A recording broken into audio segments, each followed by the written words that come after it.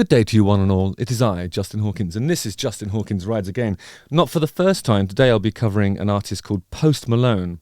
I spoke of him a while ago because he did some Nirvana covers that were awesome. And he's got a new song out. It's called Chemical. It came out on the 14th of April, and the time has come, by popular demand, for me to react to it in the only way I know how. Truthfully. Justin Hawkins writes again. I decided to go for the higher octave on the third chord there, which I haven't done for quite some time. Nice, wasn't it? I'll pop the guitar here. Carefully, of course. Okay, so Post Malone is an American rapper and singer. He's gained acclaim for blending genres and subgenres of hip-hop, pop, R&B, and trap. And I think I was confused by trap. I never really understood what that genre is or what the defining characteristics of a trap song might be. So I'm hoping to hear some more of that today. The song is called Chemical, and it's the first single that is released this year. Chemical shows a departure in sound for the rapper, leaning on his love for dreamy out pop. I love dreamy out pop myself. I love dreaming, I love anything alternative, and I'm quite fond of pop music, so this is probably going to hit the spot for me. Post Malone wrote Chemical with frequent collaborators: Lewis Bell, I'm not sure who that is, Andrew Watt, I know Andrew Watt, and Billy Walsh. Andrew Watt is becoming somewhat of he's probably the preeminent sort of rock and pop producer at the moment. He's worked on so many huge things. I was lucky enough to meet him at the Taylor Hawkins tribute shows. He was a friend of Taylor, and he was around for a lot of that stuff. So I'm interested in seeing what he actually does. You know, I've never really listened to Andrew Watt's music before. Chemical is about feeling stuck in a relationship, and Post references the substance that's called the love hormone, and it's a product of the hypothalamus.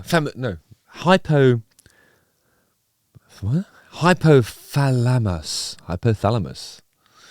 That enters the bloodstream when people experience love or sexual arousal. Post only gets his chemical in dizzying blasts that leave him wrecked for the rest of the time. That's life, isn't it? In the pre-chorus, Post shares more about his unhappy love affair. He's tried to leave before, but he keeps getting drawn back in. Sounds like the Mafia. Oh, by the way, if anyone from the Mafia is watching, no offense. This may seem bizarre, but do you know the reason why your eyes deteriorate as you get older? Now, why the f*** is that? I'm sorry, but there's nothing wrong with my eyes.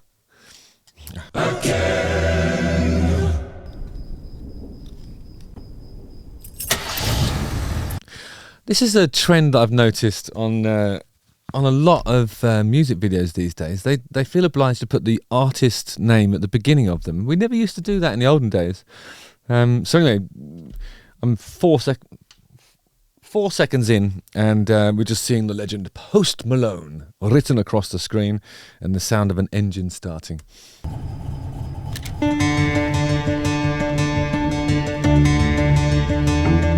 Oh, smoking in a music video. That's something that we were never allowed to do in the early noughties.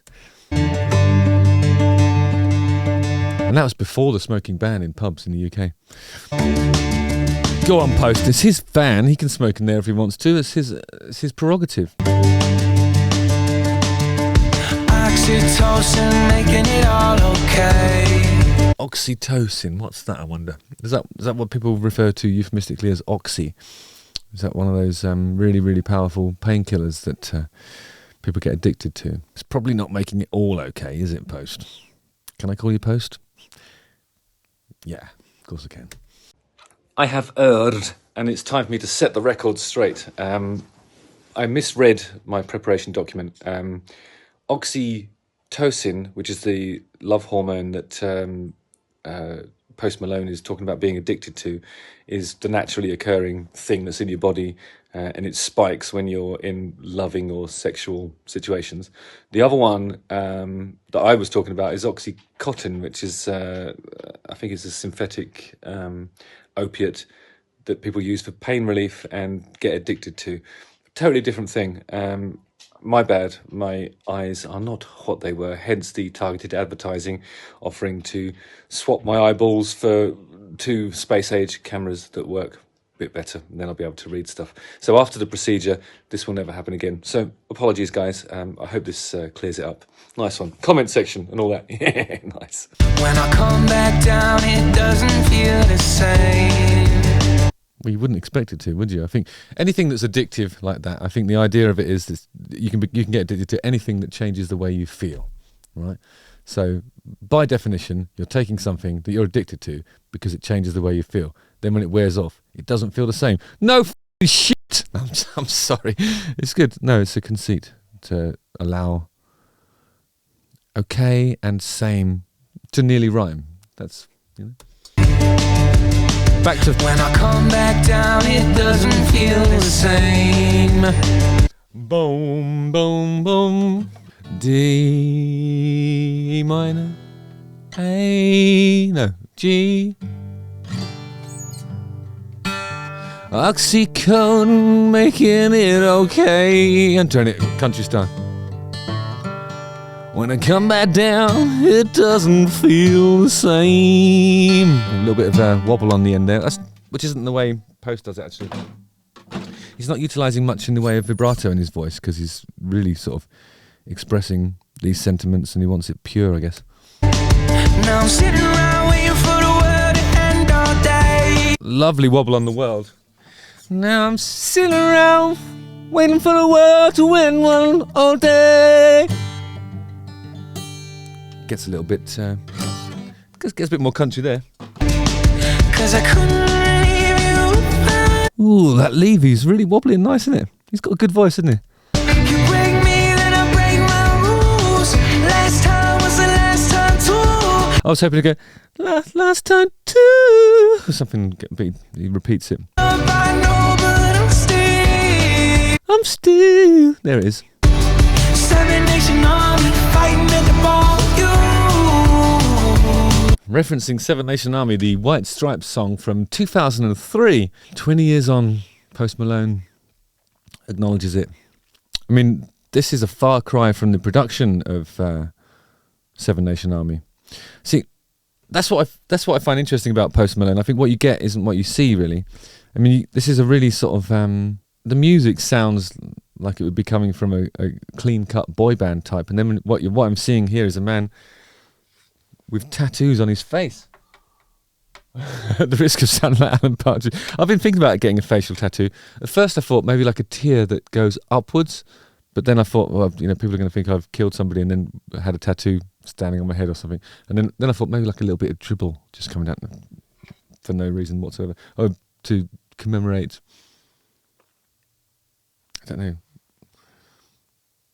I don't know what that would mean, actually. But anyway, I've decided against facial tattoos. But I like the way he looks with these things. I think he looks really cool. But it just doesn't sound like him, does it? It sounds like somebody who's like a pop influenced singer-songwriter type. With you. Say that I'm sorry, tell me what I gotta do. 'Cause I can't let go. Oh, lovely gold teeth. I've got a gold tooth. Yeah. Me and Post Malone, actually, not that dissimilar, I think you'll find. You turn around and fuck out all my brains. I ain't trying. I love that. There's a billowing shirt man on a hill counter melody there. Woo! Something like that. Fight fate, it's too late to save face. I can't get away. Actually, his delivery isn't that dissimilar to what we saw on that Sam Smith video, the outrageously camp Sam Smith video. I mean, if Sam Smith had facial tattoos and was wearing a wife beater, they would be doing this, basically, wouldn't they? Maybe there's no mistakes. 2 thumbs in the jeans. Now, that's really inspiring. Wow. Wife beater, blue jeans, 2 thumbs in their tattoos. I'm telling you, I can do this stuff.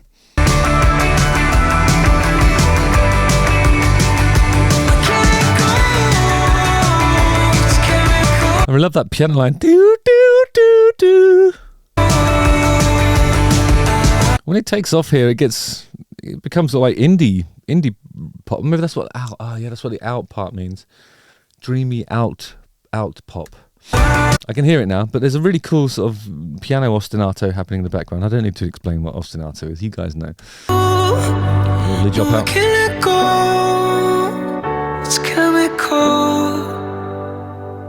In summary, I really like Post Malone. I think it's interesting that what you hear is nothing like what you see. He has this sort of menacing vibe to him when he's stationary, but as soon as he starts dancing, you think, yeah, I want to join him with that.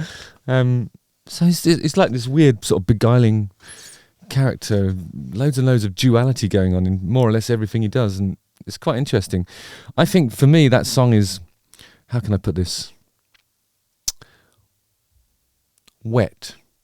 Yeah, it's just wet, isn't it? But I mean, I think when I was reading the prep, I was thinking, well, okay, so this is an interesting thing about what physically happens to you when you're experiencing those emotions.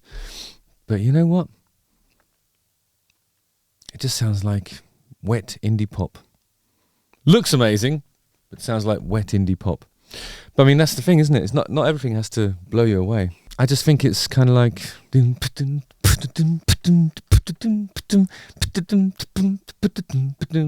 It's just all, it's so sweet, bouncy, and for me, get some distortion on the guitars or do something, give it something. There's nothing in the production that gives it anything resembling edge. Until you see the visage of the artist that's responsible for it, you just think, well, that could be like a 10-year-old child, 10-year-old child, writing some naive stuff. I mean, maybe I need educating. What is it about this that's great? Please use the comment section below. I mean, I like Post Malone. I just like him. I think he's got a weird charisma that's kind of like, as I said before, really beguiling. But what is this? Help me, guys. I'm stuck. What is this? Justin Hawkins writes again. Don't forget to like, subscribe, hit the bell for notifications, watch one of these two videos, and do use the comments section below to explain to me what this is and why we like it. Thank you. Again.